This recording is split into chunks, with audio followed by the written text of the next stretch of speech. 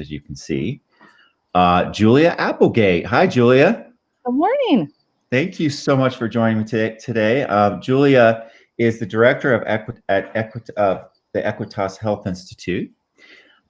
She just got her master's in public administration from OSU, her second master's. She is married. She has 2 children, right, Julia? Mm-hmm. Yep. She has participated in the Drag Kings, Ohio Splash. She worked at the coffee table for years, so some of you from Columbus might have run into her because she was there for a long time. And her birthday's this week, and I'll let her share what number it is because I'm not allowed to do that. So Julia, I'm going to bring your values up on the screen, and I'm going to turn this over to you, and I'm going to let you go at it.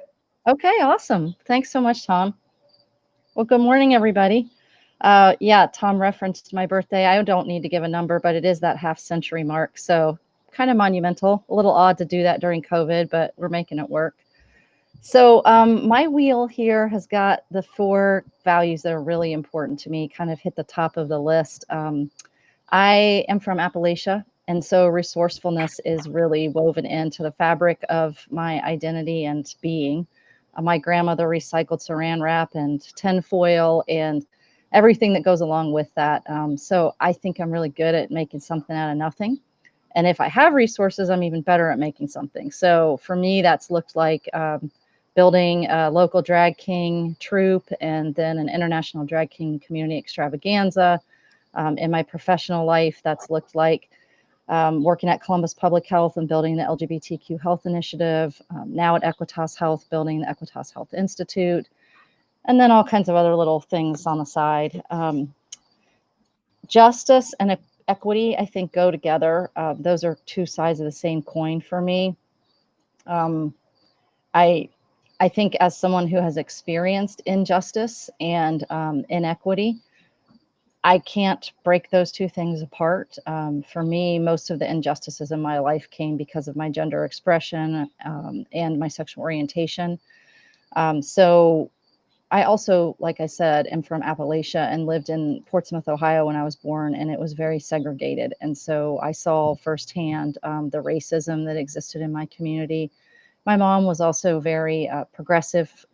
She was radical, I guess, even for her time, protesting the Vietnam War and women's issues and things like that, and was also very anti-racist in the 70s. So for me, those things are really critical to who I am and have really shaped my entire life.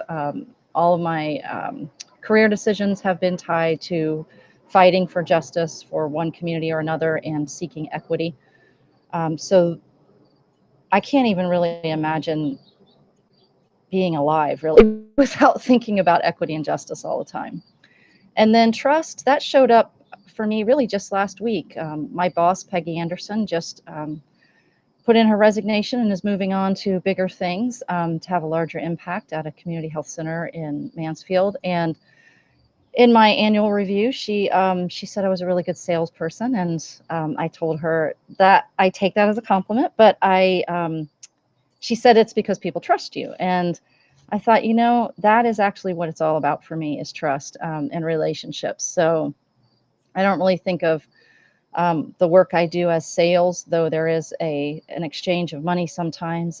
But for me, everything is really about building relationships, and trust is an important foundation for any relationship. So whether that's in my personal relationships or in my, relationships, even if I happened to serve you coffee 15 years ago, there was something about trust and relationships that was there. So that's a really big piece of my identity. And all of that kind of ties together for me in, Tom asked me to identify my superpower. And so if I had my choice, it would probably be invisibility or time travel. But what I have is a strong sense of service. That's something that I think I will trace back both to my mother and father's side of the community. It's a very long military family for the men in the community because they had that option.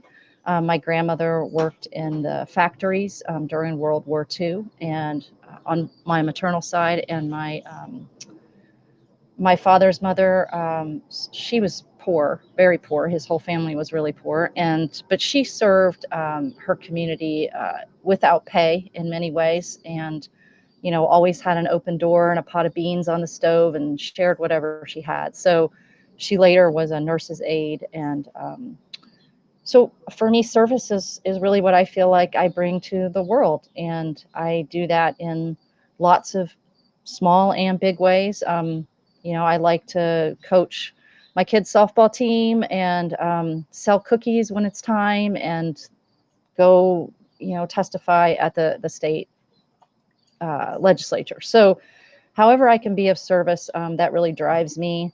I think I'm someone, military service wasn't an option for me as a lesbian and as someone who's more involved or more interested in peace.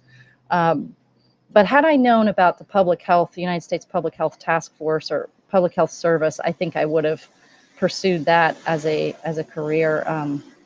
I was always very drawn to the idea of uniforms, and I think that would have fulfilled my need to serve and get a really cool uniform.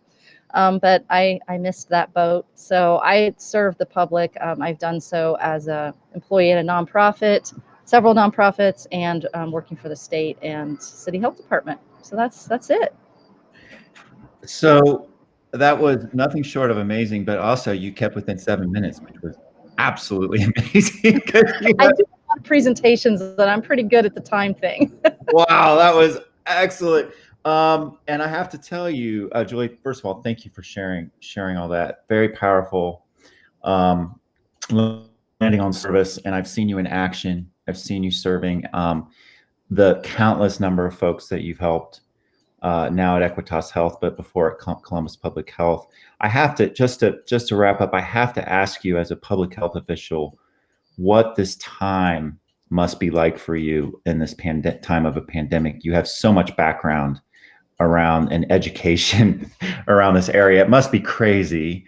But just a minute to wrap up and share what that's been like.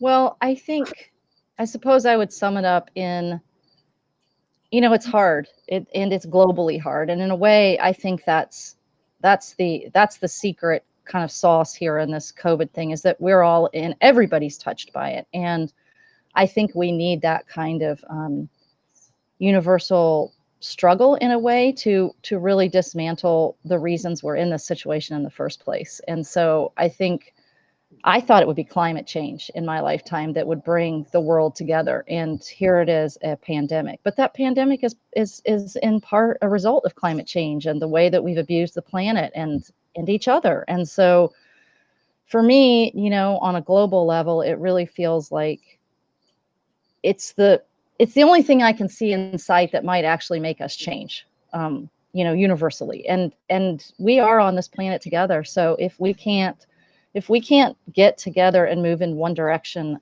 globally, then we're not going to get it right. And so for me, I feel like that's the silver lining of the pandemic, and I hope that's what will happen.